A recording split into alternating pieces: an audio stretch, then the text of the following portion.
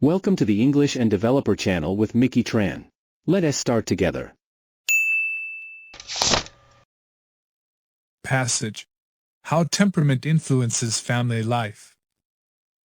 Individual differences in temperament or behavioral styles are important in family life in several ways because they affect the nature of the interactions among family members. Some children adapt quickly and easily to family daily routines and get along well with their siblings. Others, especially highly active, intense, and prickly children, have a more difficult time adjusting to everyday demands. And their interactions with parents and siblings may lead to friction and stress. Consider how an active, impulsive child can bother an older sibling who is trying to complete a school project. Or how a distractible child who is low in persistence can frustrate parents' efforts to get him to complete his homework or to finish a household chore. It is important to note that parents, like children, also differ in temperament.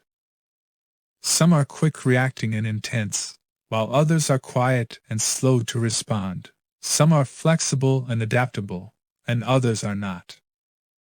The mix between parents' and children's temperaments has a strong effect on family life, sometimes leading to positive interactions, sometimes to frustrations, and sometimes even to conflicts.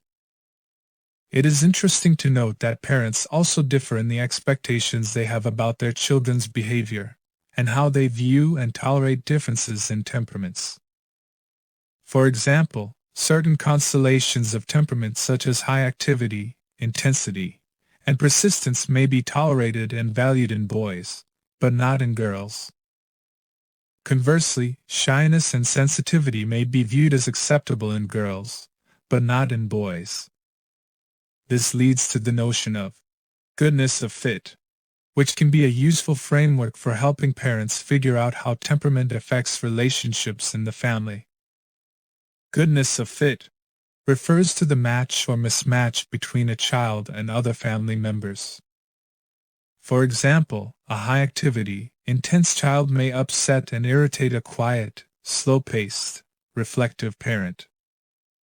An active, quick-responding parent may be impatient with a slow-to-warm-up child, whom the parent may see as lazy or indifferent. Sparks may fly when both parent and child are intense and quick responding. Life in a family is not the same for all children, and temperament is one of the ingredients in that fit between child and family. Don't assume family friction is a result of your child having LD or ADHD. It could be because of your child's temperament and yours.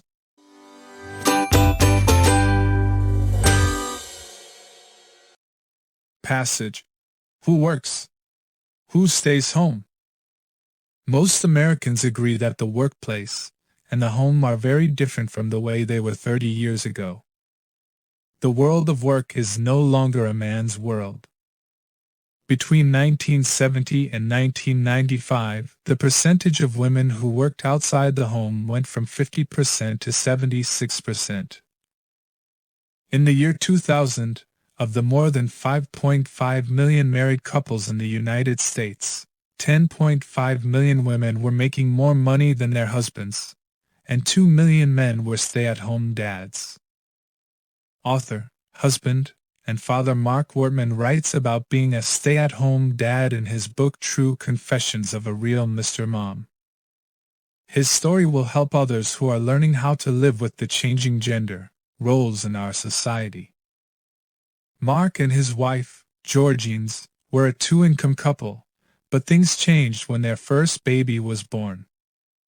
Georgines wanted to continue her work as a lawyer, but someone needed to stay home to take care of the baby. Georgines had a higher-paying job, so she became the provider. Mark stayed home to raise the children. In his book, he tells many stories about his role in the family. At first, it was difficult to change roles.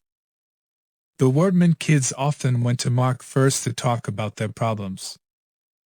Georgines was jealous of the time the children spent with their father. Mark had some hard times too. People often asked him, "When are you going to get a real job?" Even in the 21st century, society respects the role of provider more than the role of child raiser. Mark found out all about this. Mark and Georgians learned that it is very important to talk about their problems. In the beginning, Mark thought Georgians had an easy job, and Georgians thought that Mark had it easy. Later they talked it over and discovered that both jobs were difficult and rewarding. Georgians and Mark agree that talking things over and making decisions together helps their relationship. The Wortmans are happy with the results of their decision. Their children are ready for a world where men and women can choose their roles. Wortman's book is entertaining and educational, especially for couples who want to switch roles. As Mark Wortman says, "We are society. We make the changes one by one. People have to decide on what's best for them and their families."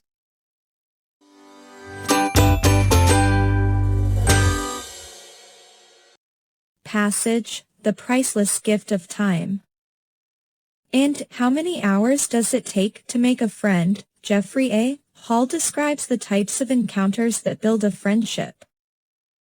His study found that hours of time spent together were linked with closer friendships, as was time spent enjoying leisure activities together. Specifically, he found that the chance of making it a casual friend, as opposed to a mere acquaintance, was greater than 50% when people spend approximately 43 hours together within 3 weeks of meeting. He further found that casual friends evolve into friends at some point between 57 hours after 3 weeks and 164 hours over 3 months. Hall's research also demonstrated, however, that when it comes to time spent developing friendships, quality is more important than quantity. And when it comes to conversation, topics matter. When it comes to building quality relationships, the duration of the conversation is not as important as the content. Meaningful conversation is the key to bonding with others. Hall found that when it comes to developing friendships, sharing daily life through catching up and joking around promotes closeness. Small talk does not. Consider the inane topics that often come up when you are trapped in an elevator with an acquaintance. Discussing the weather or speculating on how many stops you will make before finally reaching the lobby does not facilitate bonding.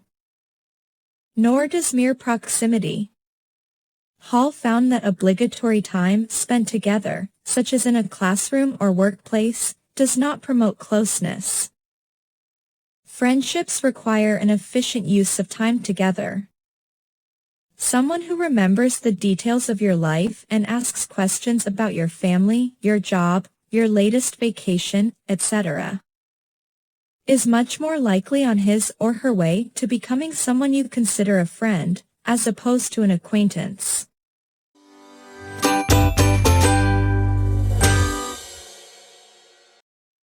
Passage, Friendship is important to our ongoing health.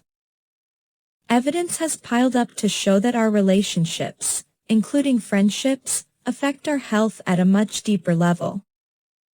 Tweaking not just our psychology and motivation, but the function and structure of our organs and cells, writes science journalist Lydia Denworth in the book Friendship. The evolution, biology, and extraordinary power of life's fundamental bond, out now. The average American claims to have about 4 close friends, and the great majority of us have between 2 and 6. Only 5% of those studied had more than 8, while 5% had no close friends. Still, 20% of us call ourselves lonely, and the health implications are overwhelming. We've known about the fallout of loneliness since a 1988 science paper concluded that being lonely constitutes a major risk factor for health, equivalent to obesity, smoking, and lack of physical exercise. According to Denworth's research, lack of social contact with the elderly costs Medicare $6.7 billion a year. There are purely positive relationships, which make up about half of our social networks, and then purely negative ones, which are rare. And then there are the uncomfortably ambivalent ones that land in between, aka frenemies. These ambivalent bonds make up about half of our social networks. And then purely negative ones, which are rare. And then there are the uncomfortably ambivalent ones that land in between, aka frenemies.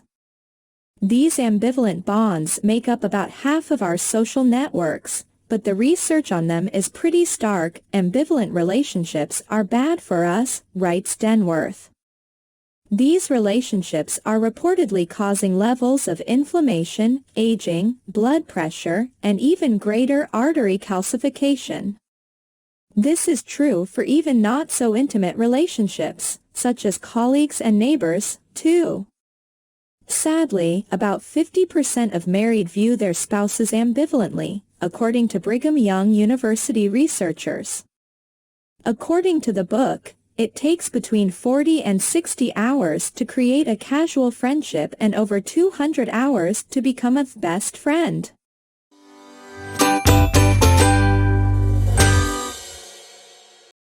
Passage: The difference between male and female friendships. If you think you left the cliques behind in high school, think again. When it comes to building friendships, men are more likely to return to their cliquey roots than women, according to a recent study published in the journal PLOS One. Researchers found that, in general, men seek to join all-male cliques, clubs, or teams, while women prefer a more select, one-on-one relationship with a few close female friends. Much of male friendship is about coalition building, said Thomas David Barrett, lead author of the research paper, and member of the experimental psychology department at the University of Oxford. After analyzing the profile pictures of nearly 112,000 Facebook users worldwide, David Barrett and his co-authors found that men were more likely to post a profile picture showing themselves with a large group of male friends. The study notes that such pictures are arguably an essential element of the male-male coalition competition. Conversely, women almost never posted a large group profile picture but tended to display a photo with only one other female friend. As the paper explained, women appear more often to focus their social capital on only one person at a time. So why are men and women different in the way they make friends? One hypothesis is the difference between the male and female brains. Typically, women tend to have a larger deep limbic system than their male counterparts. The limbic system is a network of nerves in the brain connected to instinct and mood. The limbic system controls basic emotions such as happiness and fear. Because this system tends to be larger in women, females are more in touch with their feelings and have an increased ability to connect individually with others.